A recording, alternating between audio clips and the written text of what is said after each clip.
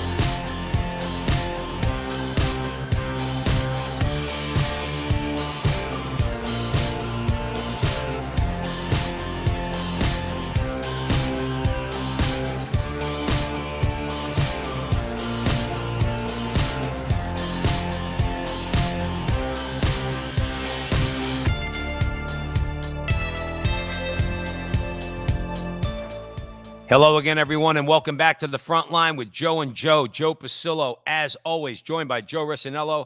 And once more, dear brothers and sisters, let us go into the breach on the Crusade Channel, always on air and always online at crusadechannel.com, the last live radio station standing. Remember, the chat room is always open at Crusade Channel, at crusadechannel.com/chat, and that's the only social media out there worth actually socializing in.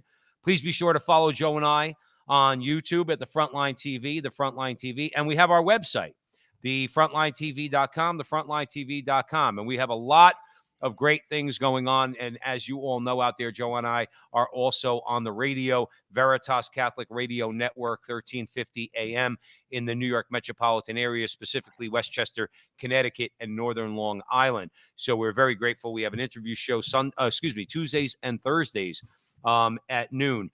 And so we always want to thank you all out there for joining us. We thank the King Dude, Mike Church, for always giving us a platform where Joe and I could do our thing, where we can get in a little trouble in this culture war and mix it up a little bit. And I'll tell you one thing, Joe Resinello, the main thing to keep in mind about the culture war and what generally is, I mean, I think you could consider right now the Marxist attack, on us, on the Catholic Church is, they fight this fight. One of the tactics that they use is iconoclasm. That's one of those, Joe. That's one of those big $64,000 words. Let's define it. Iconoclasm is basically tearing down of idols, tearing down of statues.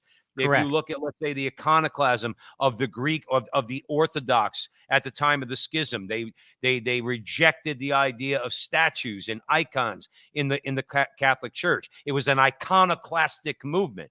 Nowadays, what you have is an iconoclasm where these Marxists, Joe Resinello, they want to tear down everything that came before. Everything. But here's the thing, though. We're going to talk about a couple of articles we came across by some learned people. Anthony Esselin says you're going to mourn that loss. Okay. That means when you kill the pastor, when you try to kill the pastor, you're going to mourn that loss. Okay. Also, you have MD Eshelman at First Thing says that basically, the imperial self, the deteriorating person, when you lose the past, you are the one that's deteriorating. Okay. And he talks about that. And then also we need to understand, as Regis Martin wrote at Crisis Magazine, that, we need to teach the past to our kids. We need to fight for this, Joe, basically. Okay. And we conservatives, Joe, and I'm not going to blame it Catholics so much as just conservatives in the political and cultural arena. They haven't done enough to defend the past. Okay. They allow the left to say everything that came before is either racist, misogynistic, homophobic, blah, blah, blah, blah, blah. We know the drill. We know the mantra. Okay. And we let them bully us. Now, you and I are here, and King Dude is out there at the Crusade Channel, okay, to let the left know, well, you're not going to bully us, okay? What you offer is nothing, and we'll get into what they offer as we continue move along in the conversation. I would remind everybody also, as we begin this conversation, I'm going to hand it over to Joe Resinello, that on Sunday nights at 9 o'clock Eastern time, you could also join Joe and I at the Joe and Joe private chat. That's 9 o'clock Eastern time on Sunday nights. I just wanted to remind everybody of that. And with that, I'm going to hand it over to Joe Resinello. And as Joe said, we're talking about the monsters of modernity. Contemporary iconoclasm spells intolerance. We all know that. They are the most intolerant of people. Again, let's define our terms. Iconoclasm is the action of attacking or assertively rejecting cherished beliefs and institutions or established values and practices. And I think this really hits home for us in the tri-state area, because recently, when I say recently, January of 2022, outside of the Museum of Natural History in New York City, a statue of Theodore Roosevelt was taken down. Just so you know, Teddy Roosevelt was the president at the age of 43. He became the youngest president at that age. He was the president from 1901 to 1909. He was a statesman, a conservative, a naturalist, and a historian. That statue is now in North Dakota, Joe Pasillo. And by the way, when they took that statue down, those who may not know it, it's Teddy, who was on a horse. Next to him was a Native American and an African American. They said the statue glorified colonialism and racism. To be honest with you, I don't see it. They're just standing next to him. He's on a horse. They're standing next to him. That cost the city, Joe Pasillo, $2 million, as if New York City has the money to burn. That costs $2 million. That's a recent example of what we're going to talk about. It's sad, and frankly, it's North Dakota's gain. Well, it is North Dakota's gain. Why? Because we're such big fans of Teddy Roosevelt? I don't know. I'm going to be quite honest with you, Joe. Teddy Roosevelt's one of those guys. I know a lot of conservatives really love him. Some don't like him too much. But either way, he's got to come down, Joe. What's the problem? Don't you understand? Because the problem is that when you have a narrative and you're peddling this narrative in order to gain political power, okay, then everything has to go. You don't start with, and I'm gonna take this to an extreme. So stay with me for a second, okay? It starts with Christopher Columbus, okay, which they lie, and we've covered that on the show before. They lie about Christopher Columbus in order to tear down his statue, okay, or statues of him, except in Nutley, New Jersey. They weren't so successful at that. Those goombas were not letting that statue come down. Having said that, then it's got to move on to the founding fathers of America, George Washington, and also, I know this is controversial to say, Americans like Robert E. Lee, okay? Robert E. Lee was not some stone cold racist who we have to tear down his statue and throw him in the garbage. But here's the bottom line. If you're going to embark on this journey, Joe Resinello, then you have to tear down everything. Now, I make an argument I've made for a long time in this iconoclastic movement, okay? They start with things that are seemingly easy to sell. Now, by lying about Christopher Columbus, they find it easier to sell the narrative that Christopher Columbus was some genocidal maniac. It's not true, but they find it easier to peddle that. And then they move along. But get it straight out there, all you people watching us, listening to us on the Crusade Channel, always on air and always online at crusadechannel.com. The ultimate icon that has to come down is the cross. That is the goal, and make no mistake about it. They could talk about Christopher Columbus all they want. They could talk about George Washington and Abraham Lincoln all they want. They could talk about Theodore Roosevelt all they want. That's all necessary for them to do. What they have to convince people of is that cross has to come down from the top of that church. That ultimately is their goal. That's never going to happen. They tried, Joe Resinello, through the power of the government. Remember, Stalin and people like him, who these people are in the same mold as, okay? Stalin blew up the churches, okay? That's what he did. We covered, who was it, Joe? We covered Romania. No, not Romania. Well, Joe, why am I drawing a blank? Enver Hoxha. Hungary? Not Serbia. Not Hungary. Why am I? Albania. Enver Hoxha, clamped down on the churches, all right? He is an iconoclast. He tore down that cross. He established the first modern atheist society. Okay. So we know what the goal is. These people are the most recent iteration of those same communists and Marxists. And the iconoclastic movement ultimately comes to tearing down Jesus Christ and his cross. That's what their goal is. And we let them do it. And that's the shame of it. Well, let's go to Esalen. Basically, in the same vein of basically tearing down and what's it called? Basically attacking cherished beliefs. Esalen in Crisis Magazine talks about mourning the loss. And he says this: always be on guard against people who cannot or will not see the good in a thing we have lost or discarded in the ever-changing muddle of human affairs. Modernism, as an ideological stance or as an artistic project or as a strategic plan for evangelizing the world, is essentially iconoclastic. It is not just one style, one set of ideas, or one means of evangelism among others. It exists principally by standing in judgment against what has existed, even when what has existed is profoundly and naturally human. Ultimately, listen, you want to poke holes in anything, you can. You know, you could cancel Martin Luther King. Martin Luther King was a womanizer. Joe, He was a womanizer. I'm sorry to cut you off, Joe. I'm sorry to cut you off. His statue's next. Not by people like us. I would never tear down the statue of Martin Luther King. By these same people who tear down all these statues out there, okay, like Theodore Roosevelt and don't be surprised over the next decade, maybe even sooner, the movement starts saying, you know what? Dr. Martin Luther King statue's got to come down too, because he said things that modern leftists wouldn't like. But let me hand it back to you. No, but I'm just saying, like, just trying to make a point. I just use him as an example. I mean, I have absolute respect for Martin Luther King for what he did. I mean, gosh, his family was getting threatened. He had children and he was getting, you know, he ultimately got killed and he knew he was going to get killed. I mean, Martin Luther King was a martyr. He stood by Christian principles. He went to prison. To be honest with you, our clerics should do the same. We see that with Father, what's it called? Fidelis with regard to abortion. I mean, clearly he's out there. I mean, like I'm, you know, listen, I could do the same thing and I don't, so I shouldn't be pointing fingers. I'm just trying to say what Martin Luther King did was no joke. By no means. He went to prison multiple times, death threats. With that said, though, he wasn't perfect. You could tear down anyone and anything. The problem is this. Why people are tearing down. It's projection, Joe. Right. It's simple projection.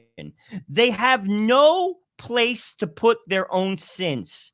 You see, as a Catholic, we put our sins on the cross. We go to confession regularly. I went to confession yesterday. I go to confession usually twice a month because it's a good practice. It's how you grow in virtue. Right. It also is how you're forgiven your sins and how you overcome your sins. It's important. Right. But they have no place to put the sins of society. All it is an act of projection. That's all this is. Every single human being, the greatest of human beings, were flawed. They all had flaws. You could tear them all down, Joe Pasil, if you want to. If you want to point fingers, you got to look at what they accomplished. Martin Luther King accomplished a lot. His statue should stand. Well, so did Teddy Roosevelt. His statue should stand. Right. I mean, if you really want to tear down statues, let's tear down. Like, I want to go into every college professor's office in the United States and have these kids storm in there, okay, and tear down their posters of Lenin. I'm not exaggerating, by the way. I've seen professors' offices that have posters of Vladimir, not John Lennon, by the way, Joe Rossinello, okay? Not John Lennon singing Imagine, even though that's bad enough, okay? Vladimir Ilyich Ulyanov, okay? That Lenin, okay? I want to tear that down. Lenin was a murderer. In other words, why are we not tearing down his statue, okay? And people like him. If you look at all the, all the people that are made into idols, like, I'm going to give you an example. I know this is not going to go over well with a lot of people. I don't see Nelson Mandela as a hero. Just because he spent 30 years in jail doesn't make him a hero. He was a violent man. He wasn't, to his credit, he didn't fall into the trap that he could have. And I give him credit for that. When he got released from prison, there could have been more bloodshed that was not when he took power in South Africa, okay? But I don't look at him as a hero. I'll tear down his statue in a second. That guy was no hero. When you look at people like Aristide in Haiti, All right, a darling of the left. His statue would stand up if these people would have. I would tear it down in a second. He advocated burning rubber tires over people's heads. These are the people, Joe Resinello. Here's my point in going on this little diatribe. These are the people that we can't touch their statues. You can't touch a statue of these people. Okay, they would let a statue of Chairman Mao stand in Times Square if given the opportunity, Joe Resinello, but they'll tear down Teddy Roosevelt. That's my problem, is that we allow them to get away with this. Like I said, Christine was in the chat room. She said those guys in Nutley didn't allow it. And why do we allow it nationwide when it comes to whether it's Robert E. Lee, Teddy Roosevelt, or anywhere in between? Why are we allowing for this iconoclasm? Okay. And it's, as you said, it's projection. Why? What came in the past, Joe, for all its flaws, is still better than what we have now. And that's the truth. When you look at what the modernists offer, what the atheists offer, what the secularists offer, okay, what the Marxists offer, it's like T.S. Eliot said, I will show you fear in a handful of dust. You know what that dust is right now, Joe Resinello, that Eliot was referring to? That's the dust of Western civilization, crumbled to the ground. If you want to fear something, you fear the loss of Western civilization. Mourn, as Esalen says, the loss of Western civilization. Because the Western civilization, for all its flaws, is the only thing, because it's Christ-centered. It's Christ-centered. The only thing that's going to save the world. Okay? But they have to tear it down. Why? Because it's projection. Because these people, they don't know. And then I'm going to hand it over to you. They don't know how to deal with the good, the true, and the beautiful. Do you know what I'm saying by that? Well, Like Joe, Esalen writes, think of the feminist who envies the woman with a large and cheerful family. That feminist, probably who has had 7 abortions, okay, living a sexually liberated lifestyle, she hates that woman who has 5 kids, 6 kids, 7 kids. So rather than do something to change her own life, you know what she does? She's got to tear that woman down. And it goes across the board. It goes, whether it's the feminist, whether it's the radical homosexuals who detest authentic masculinity, and I mean authentic masculinity. Okay, you have to tear that down. How do you do that? You tear it down by calling it toxically masculine. This is what we're dealing with. This is the iconoclasm that Esalen is talking about. well, listen, secular humanism doesn't work because man destroys himself.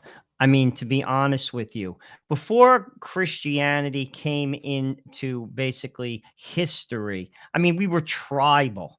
Like, let's talk about how societies worked. Basically, it was tribal. It was constant fighting. It was enslavement of the people you conquered. Kill the men, enslave the women and children. This is how societies existed for decades. Christianity civilized the world. It taught people how to forgive. It taught people how to love one another.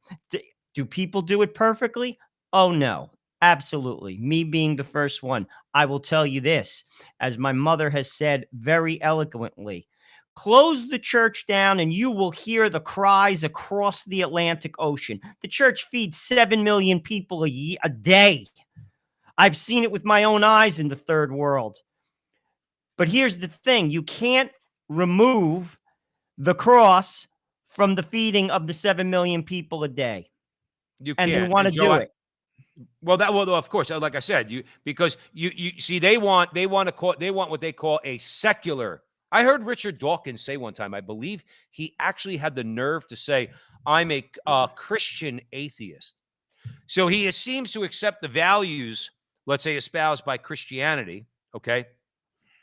But he doesn't believe in the person that gave them. We're talking about tearing things down at the front line with Joe and Joe on the Crusade channel, always on air and always online. Joe, I just want to mention Steve Blois is in the chat room. He's saying, I build things, I don't destroy. I am a man. Now, Steve, thank you for that. Joe, that's a very telling thing. You see, look at what the Catholic Church did. Look what the men, yes, no offense to the women out there. Look what the men in the Catholic Church did, Joe Resinello, on the heels of, let's put this conversation in an historical context, okay? The Catholic Church took what was good under the Roman Empire and retained it.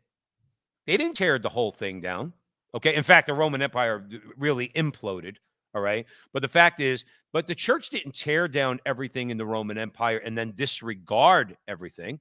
We took the best of the Roman Empire, particularly its governing structure. Okay.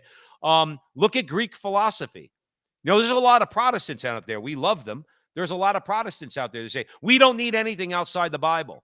So therefore, they reject, let's say, the Catholic Church's acceptance and using Greek philosophy. Augustine used Plato. Obviously, we know St. Thomas Aquinas. He expanded on the teachings of Aristotle. Okay. See, the church has never been iconoclastic. We accept the good, the true, and the beautiful in any culture. And the way I heard it recently, Joe Rossinello, the Catholic Church baptizes every culture. Baptism means obviously washing away that which is impure and retaining what is good and true and beautiful. Iconoclasm tears down everything. And the Catholic Church has never been that way, ever been that way. And I think it's an important distinction to make. The Catholic Church was the most revolutionary church, organization, whatever you want to call it, in the history of mankind, because it was founded by Jesus Christ, who was the ultimate revolutionary. He turned everything on its head, but it didn't do so by tearing everything else down. This movement does. Well, let's talk how Esselin concludes his article. He says this, and this is again Mourning the Loss in Crisis Magazine. I want the church to bring Christ to the world and the world to its senses. I want every little town to basically have church spires. I want to hear the pealing of church bells on Sunday at noon on every day. At noon on every day. I want the world in which even the infidel and the pagan know who Jesus is and why it matters. I want the world in which human nature is not slaughtered on the altar of progress. I want a real world, not an expensive and grim imitation or a mockery. What's wrong with that? What is wrong with that? You see, once again, this is intolerance at its highest level. And you can't even say that. You see, something, I can't wait, Joe, until this falls on its face, because it's coming. I'm already seeing cracks in the foundation of this stupidity that has been going on for the past 2 years. It's when it does, I'm going to be honest with you. It's going to be like one of those moments like, wow, that was stupid.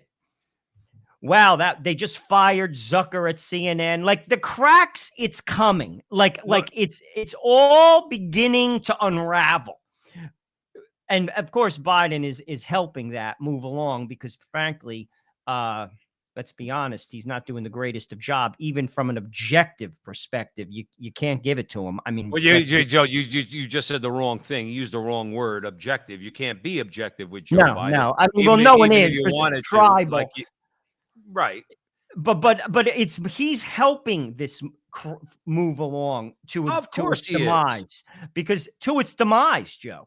Because to be truthful with you, normal people who aren't insane, like functioning people, are fed up. They're fed up. Again, I'll use this as an example because it's the best poll. Talk to people in your neighborhood. In New Jersey, I'll tell you when people talk, when they shovel snow. See, life is very busy where we live. But when you go outside, when it snows, life shuts down and everyone goes outside and they shovel their yard, they shovel their driveway, and they talk. Right. Talk to normal, sane people across the political spectrum. Like when I mean sane, listen, they may not be blogging or they may not have a podcast, but let's be honest. They're functional. They work. They take care of their kids. They maintain their house. Yes. When they hear of this nonsense, I'll be honest with you, it turns them off. And that's why they're going to fail. Well, Joe, they are failing. Of course, that's why we know they have to cheat. As you're joining us here at the Frontline with Joe and Joe, always on air and always online on the Crusade channel. The chat room is open always at the Crusade channel, crusadechannel.com/chat. Joe, I want to comment on something. Your humble servant is in the chat room. He said, I heard a certain podcaster speak of the church baptizing things in culture, but he was speaking of Pachamama, where we're not, humble servant. Okay. We are talking about remember something, we talk about baptizing a culture. Jesus baptizes all cultures. Okay. but then gets rid of the idols, the dirt, and everything else, things that are not good, not true, and not beautiful, but retains that which is good, is true, and is beautiful. So remember, we're not advocating for things like that. When just like, let's say for argument's sake, pagan Rome, and we're going to get into it in a minute because I think in the next article we're talking about Regis Martin quoted Cicero. Cicero was a pagan, but not for anything. If you read Cicero, you could learn a lot about virtue. So if I just decided because Cicero was a pagan, I have nothing to learn from him, that might not be a very good idea. The church takes the same approach. If you're speaking something that's good and true and beautiful, the church will take it and then jettison the rest, which I think it's a mistake, Joe, when you throw things away. See, again, one more time, we are not iconoclastic in that way. We do not just tear down for the sake of tearing down. And again, Joe, one of the things, and we're going to talk about, is the emotion that's involved. See, with these people will allow their passions. A lot of the times, Joe, it's their hatred of, I think, themselves. That's just an opinion, but I think these people sometimes hate themselves. So what they need to do is they tear down everything else. But it's never a reasonable approach to anything. It's always an emotion-based approach. But I'm going to hand it back to you. But I do want to mention that I love the last line, Joe, of Esselin's article. He said, the things you just mentioned earlier, Joe Rossinello, Esselin says, if you want these things, we could talk. And if not, I wish you well, but we must part company. I'm with him on that. If you can't talk objectively about these things and preserving many things from the past, then sorry, see you later. I don't want to have a drink with you. I'm not going to break bread with you unless you get back to some sanity and some objectivity. You're not going to be in my life. It's funny. We interviewed Father Longendecker about his book, Beheading Hydra. And he basically said you can't debate with people who think like that, sadly, because they're not coming from, they don't recognize, like, basically in his book, I'm actually finishing it right now. It's a very good read. He basically says, like, there was a time when people disagreed, but there was still some recognition of a higher power. This is a very unique period in history. This is what Longendecker says, and I would agree with them, that there is no recognition on this side of the fence of a higher power. So it's very hard to have a debate with them. I will say this, though.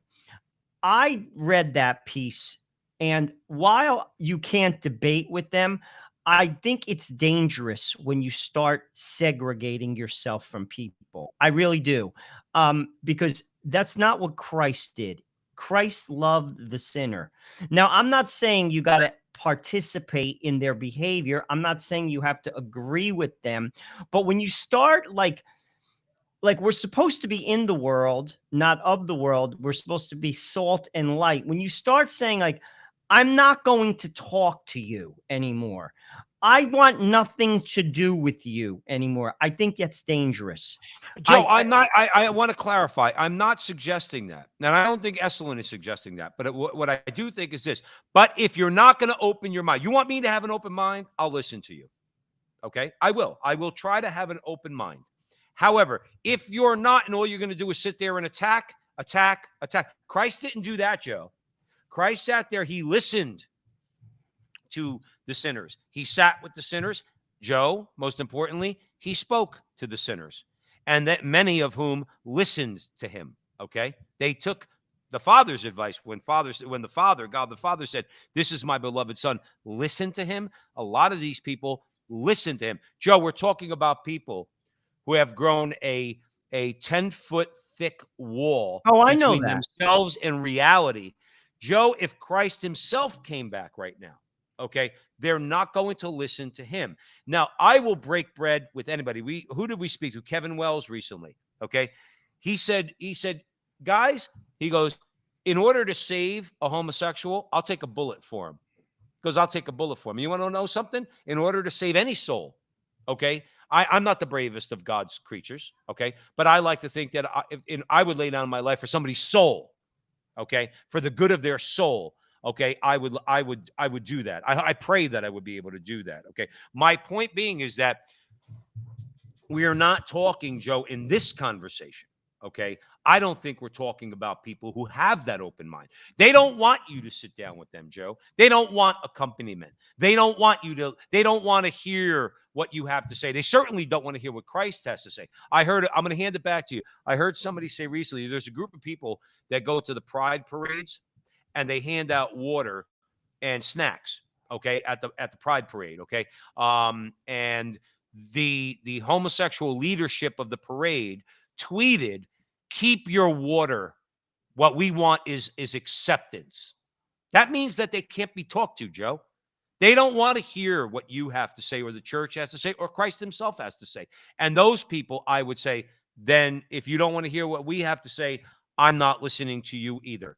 I'll try to help you in any way I can, but I'm not listening to you. Because again, we're talking about iconoclasm. No, They I just get it. want to I tear get it. I down. get it. I mean, obviously, there is no conversation, but what you can do is you could still.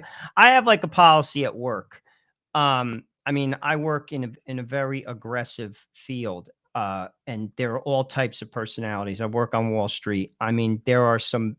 I've encountered some pretty nasty people, and I have a policy. Like there comes like this is me. Like if there are people where they're just nasty as anything. We have nothing to talk about. I still could say hi. I could say bye. I could still say good morning. I could still say good night.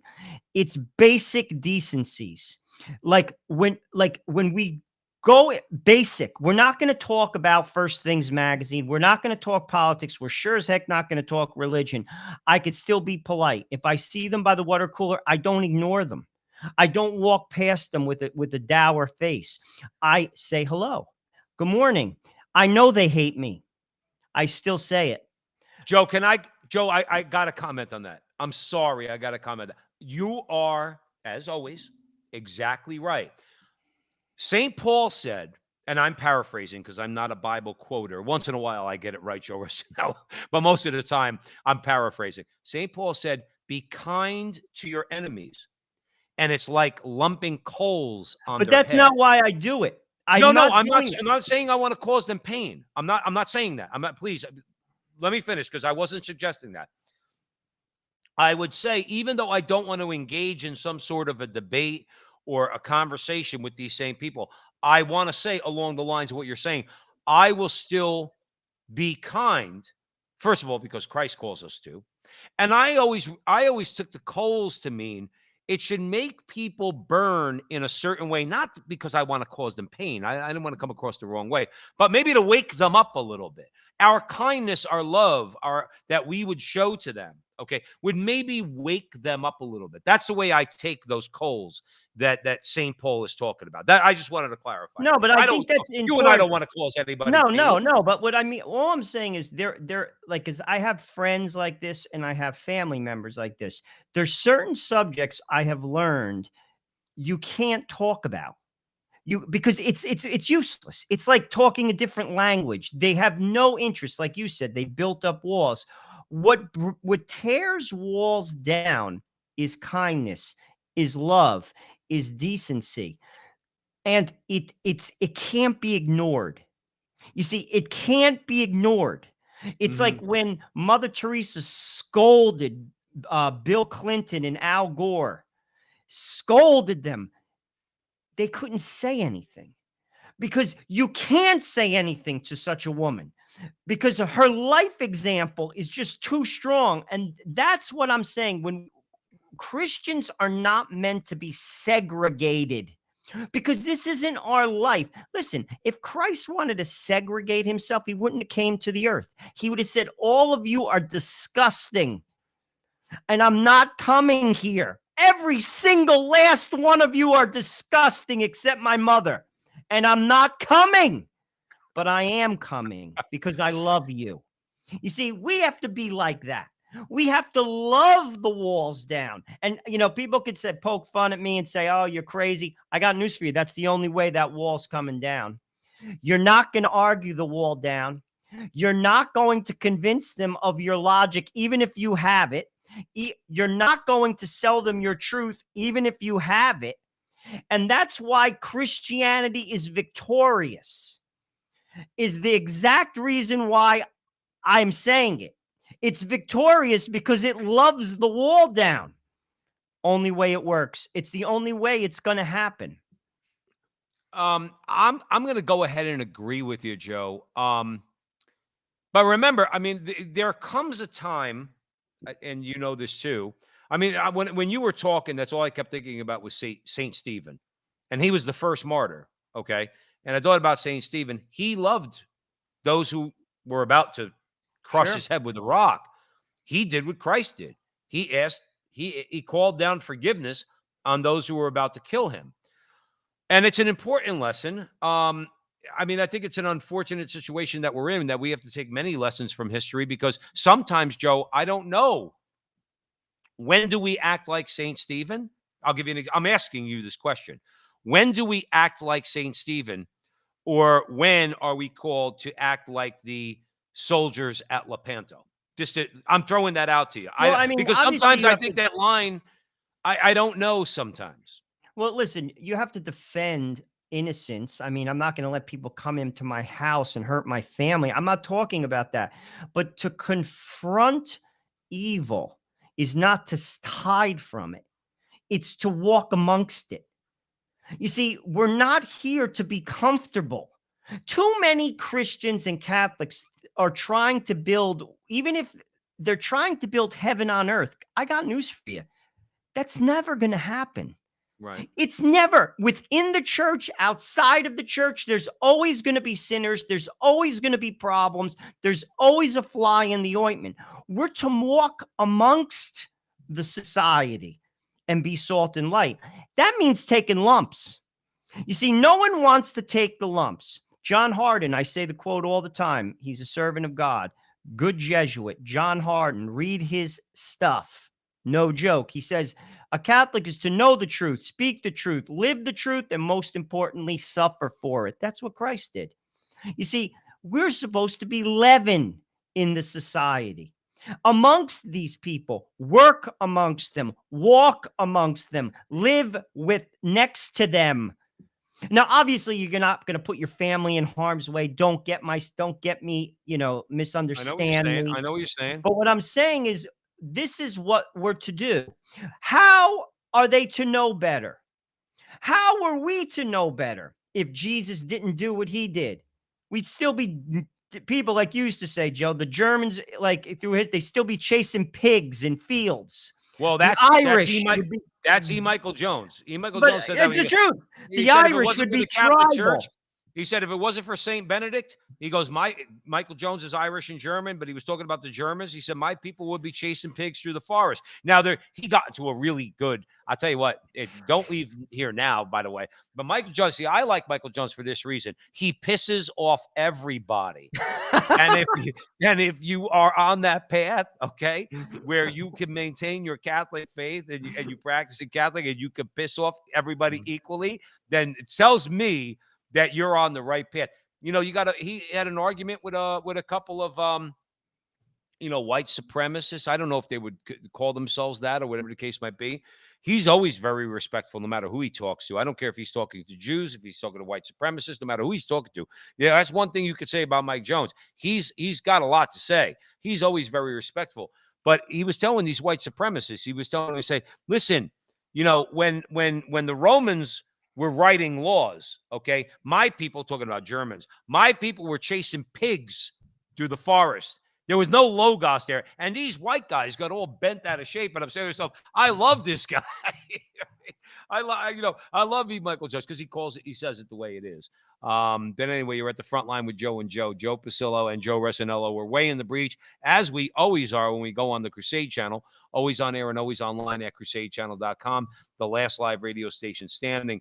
And make sure, by the way, kick the tires at the Crusade channel. Go on there, crusadechannel.com. Listen for free. You got Joe and Joe, obviously much more than just us there. Mike Church is very gracious to give us a platform, so we're on there. But there's Mike Church and Rick Barrett and a whole host of people. So we definitely encourage you to go and kick the tires at the Crusade channel and spread that with your friends. Now, Joe, here's the thing. Nietzsche said, now the ultimate idol, if you want to tear it down, we're talking about iconoclasm.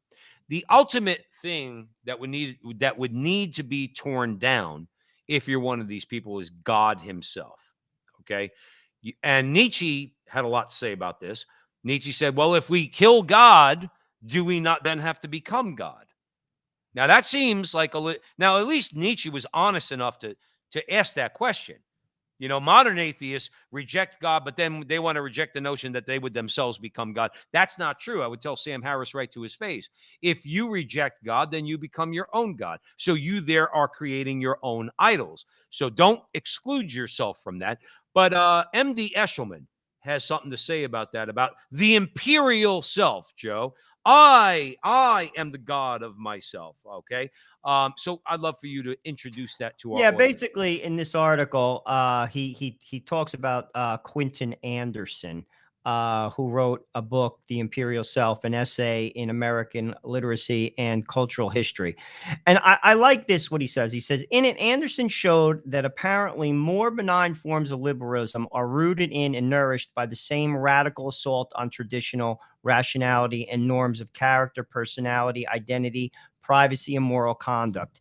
In his book, Making Americans, an essay on individualism and money, he argues this I thought was interesting. He argues that the historical fact appears to be that American intellectuals show a reluctance or inability to admit that any limitation of the goal of self-fulfillment is implied by membership in the community. Now, again, a community means like it's not about you. And I think that's another thing I think that is lacking in this secular humanist society, which it is all about you, is selflessness. You see, that's what he's basically saying. It's not all about you, but that's what we see. That's Right. what our society, it permeates society, the self, the unholy trinity, me, myself, and I. The theme song of hell is I Did It My Way. Do My you way. know that I have gone to funerals, Catholic funerals? By the way, you're not supposed to have a eulogy at a Catholic funeral. That is a no-no. You could talk after the mass. You're not supposed to have a eulogy at a Catholic funeral because the mass is not about the dead person. It's about Jesus. I'll just throw that little Catholic note Oh, at that you. cheeses a lot of But, people but off, it's Joe just the Resinello. truth. Yeah, It's well, the truth. anyway, you know, but I have heard the eulogy at a Catholic funeral where people say he lived his life on his own terms. That is the ticket to hell. Right. I'm not saying that person is in hell because I'm not God and I don't know, but that idea, that model of I lived my life on my own terms is the ticket to hell. That's right. You don't live your life on your terms. You live them on God's terms. And unless you don't want to go to heaven, unless you Well, don't want to go to heaven. Father Lewis, who inspired this show, he told us a story one time around the kitchen table. He said, fellas, I'm telling this to the audience out there. He told us, he said, fellas, I know people who say, not only do I know I'm going to hell, I'm looking forward to it. And and again, the reason why, Joe, it's that pride that we're talking. When you talk about, Joe, the imperial self, what did Father Karapi say St. Francis said to God in his humility? He said, Father, I know who you are, and I know who I am, and I'm not you. Okay? That is the essence of humility. The prideful one, the one who sings, I did it my way, okay? I lived on my own terms, okay? Says, God, I want no part of you. Okay. I don't care about your rules. I don't care about what you want from my life. I don't care about you in general. I care about me and what I want, and that's it. And that's why, Joe, and most people, wishy-washy people, don't like to say this. Okay. That's why a person like that is probably in hell, because God gives them what they want. They want to be, as in this MD Eshelman says, the imperial self. Well, you're the king. You're the imperial self. You are the ruler of your own existence. You determine your own meaning and purpose of your life. God says you got it. But what you don't get after you die, and this is very important, what you don't get is you don't get me. You see, that's the problem, Joe, that I have with these people more than anything else. And I think about this all the time, and I'd love your thoughts on this to tell me if I'm wrong at all. Okay. God is a gift giver, starting with our own lives. The very fact that we're alive is a gift. He gives us so many gifts along the way. He gives it to us as Catholics. He gives it to atheists, Protestants, Jews, Muslims. He gives gifts to everybody. If you reject him, okay, you can't keep his gifts. If you reject the gifts, you reject the gift giver. Okay, or excuse me, if you reject the gift giver, you reject the gifts. You don't get them. And you know what happens after you die? Remember the story of Lazarus, and I'm going to kick it back to you. Remember the story of Lazarus and the rich man? Sure. Okay. All right. And the rich man says to Abraham, Father, the rich man's in hell. He calls him Father. Father Abraham, please let Lazarus dip his toe in the water and put a drop on my tongue. You know what I've always taken from that story, Joe? Is that even in hell, a drop of water, just a drop of water, is a gift from God. But the imperial self that we're talking about rejects that too. And that's why in hell, you get none of it, because you reject all that God gives you because you reject him. You don't even get the drop of water. And that's one of the things that people can't understand. God says, okay, if you don't want me, you don't have, I will not impose myself on you, and you don't have to have me. But I'm not giving you anything anymore either. I'm going to give you what you want, which you want existence without me. And that's really what hell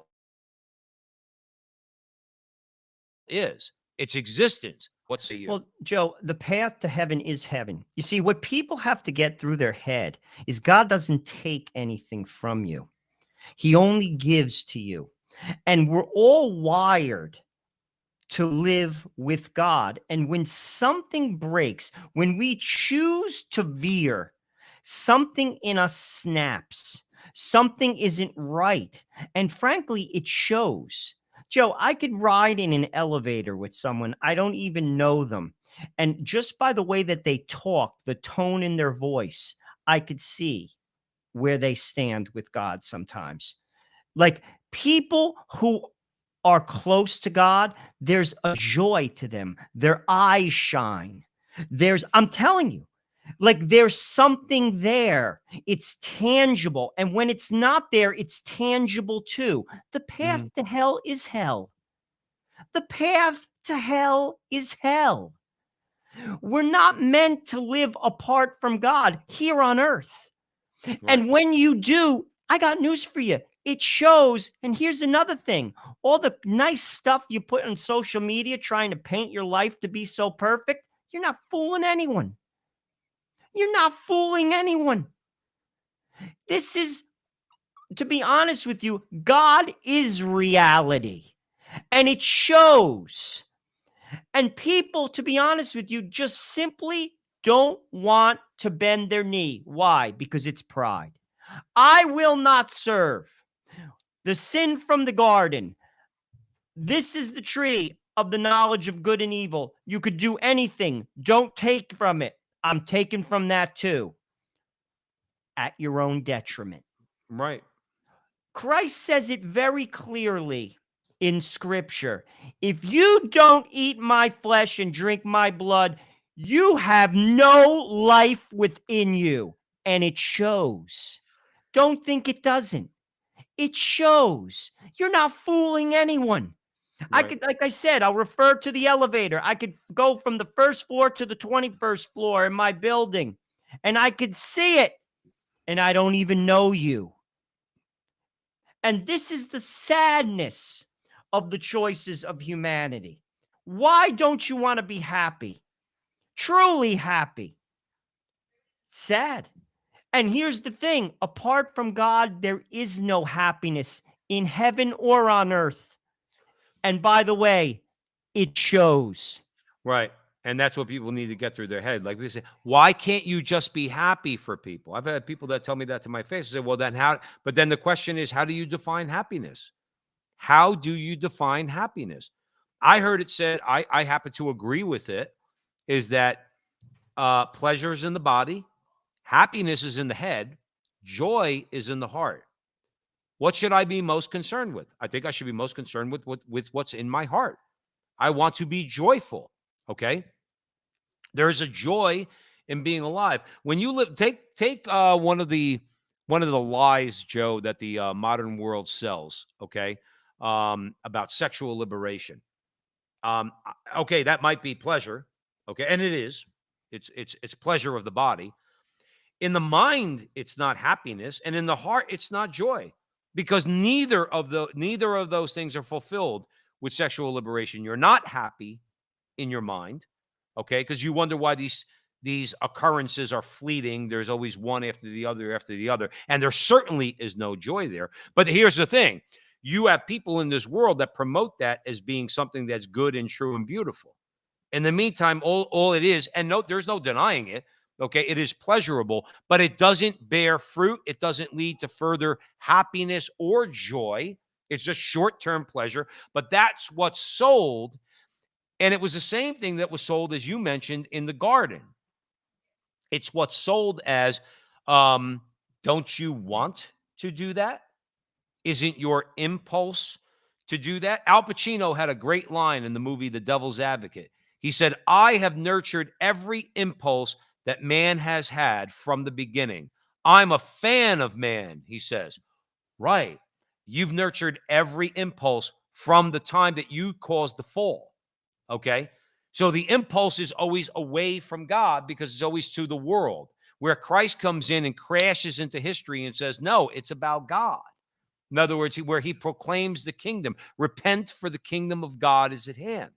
I did want to make tie it in, Joe, to what's going on now, and I want to ask you your thoughts on this. You talk about Quentin Anderson's book, At the Frontline with Joe and Joe Pasillo and Joe Resinello, on the Crusade Channel, always on air and always online at crusadechannel.com, the last live radio station standing. Anderson, now this is according to Eshelman, Anderson also showed that apparently more benign forms of liberalism are rooted in and nourished by the same radical assault on traditional rationality and norms of character, personality, identity, privacy, and moral conduct. He says, historical fact appears to be that American intellectuals show a reluctance or inability to admit that there's any limitation of the goal of self-fulfillment and its implied membership in the community. Joe, how does a community thrive when people kind of like, well, let me ask you this. How does a football team become a championship team? Because everybody buys in. Am I right? In other words, if Vince Lombardi said, you got to buy into my program, and in the 1960s, both before the NFL merger, okay, and afterwards, the Green Bay Packers dominated the 1960s under the leadership of Vince Lombardi. But you had to buy into the program. You got to buy in.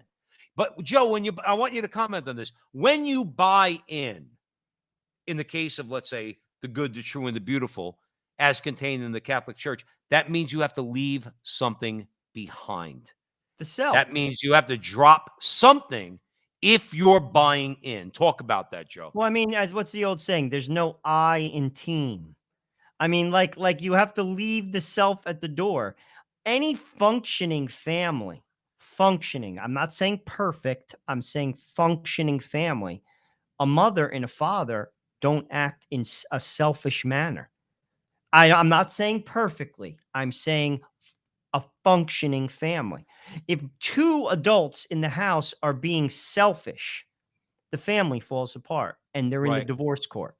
It goes against what the definition of what true love is. Love is selflessness. It gives of self completely. That's what love is. It's not a feeling. That's the frosting. True love gives of self. And that's how a community functions. There's boundaries. And this is what this society, frankly, because we're spoiled brats.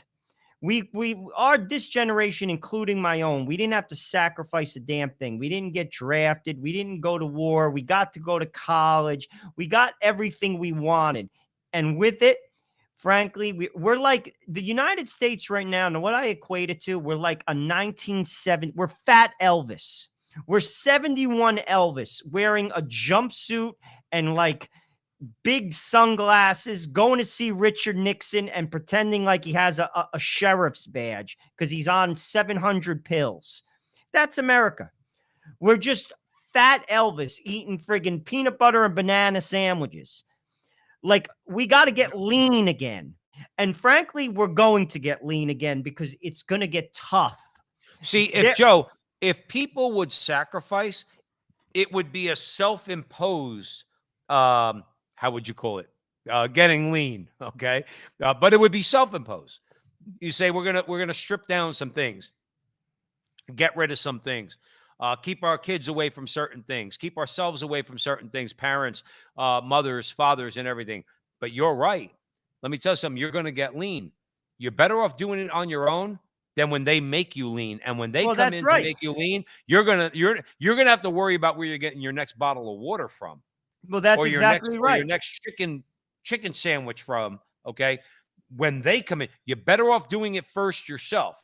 Well, Joe, it's not even, to be honest with you, I don't think it's necessarily going to be a totalitarian state that'll do it. The economy is going to collapse. Joe, I'm sorry. I got to ask you a question. Do we really take America? Take America. I think this is important to bring up at the Crusade Channel, always on air and always online. The totalitarians have figured out if they feed us enough BS, we'll enslave ourselves. Well, that's right. I mean, Joe, am I wrong? The national debt, eventually there's going to be nowhere to borrow from.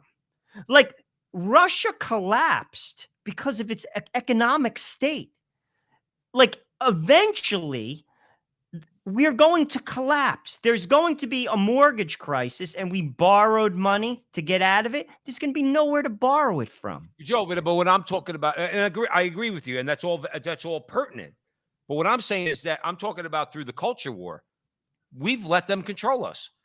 If you really want to find, if you want to see who you're, Joe, how about we do this? When we're talking about the imperial self and iconoclasm and everything else. If you want to see the new slave master, go look in the mirror. Oh, agreed. 100%. Joe, we don't know how to live. I say this all the time. It's an art of living. People live in debt. They enslave themselves because they want to show a picture of a car that they can't afford on Facebook. They want to show a picture of a vacation that they can't afford on Facebook. We don't know how to live anymore. Right. And eventually, as I say it all the time, John Horvat, Return to Order, the prodigal son will return home when he is in the pigsty. We're headed towards the pigsty. We're not there yet. People could say, oh, it's bad. It's getting there, but we still have some disposable income. We could still have a martini on Saturday. We could still go on a little vacation. We can still have food in the refrigerator. Oh, that may change. It's changed in other countries. And then that's you're the feeding direction the it's pig. moving in. And then you're feeding the. And then, Joe, maybe we'll turn around because that's all the thick head of Americans. That's all they understand. Well, that's why we're here, Joe Resinello, at the front line with Joe and Joe. And it's a great place to end it because we refuse. Look, we tell everybody all the time, and it's not just saying it. We mean it. We're not, Joe and I are not saints. Maybe we will be, okay, at some point in the future. I don't know. I won't limit God and what he could do with me. But what we are is we're level-headed. We approach this from a rational point of view, from a Catholic point of view. I don't want to feed pigs. I fed the pigs in my life, Joe. You fed the pigs in your life, okay? Dude, I've been a pig. Right, well, that's true too. Me too. But the thing is, I've been one of those guys that fed the pigs, and I don't want to do it anymore. And what did I do? I returned to the Father's house. Why? Because I'm so great? No, because he is so great. And we're going to have to leave it there on the Crusade Channel, always on air and always online at crusadechannel.com, the last live radio station standing. Remember, I want to remind you, on Sunday nights at 9 o'clock Eastern time, Joe and I are going to have a private chat, so keep your eye open for that. In the meantime, we want to thank you for joining us. We want to thank Mike Church and the entire crew at the Crusade Channel for being gracious enough to offer us a platform. And remember, until the next time, that our conversation is your conversation, and that conversation is going on everywhere. We will talk to you soon. Thank you for listening.